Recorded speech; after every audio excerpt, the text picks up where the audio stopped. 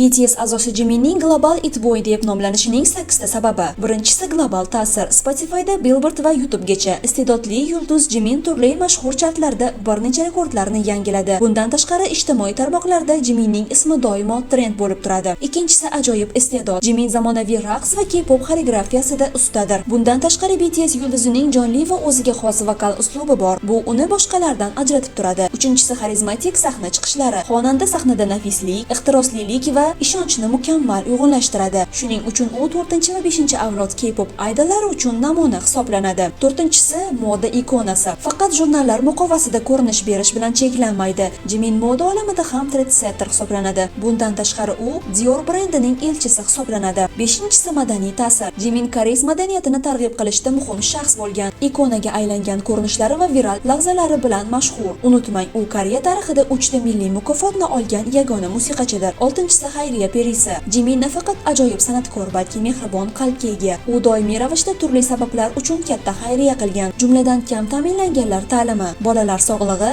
madaniyatni asrash va boshqa ko'plab yo'nalishlar. Yettinchisi yakka ijodiy muvaffaqiyat. Jimin faqat BTS a'zosi sifatida emas, solo faoliyati bilan ham ulkan muvaffaqiyatga erishgan. U Billboard Hot 100 da birinchi o'rinni egallagan birinchi koreys solisti bo'lish kabi tarixiy natijalarga ega. Sakkizinchisi Sold Out King. Parfyumlar, kiyimlar, oziq-ovqat mahsulotlari Jimin qo'li tegadigan deyarli barcha narsalar sotilib ketadi. Global media ham Jiminni tan oladi.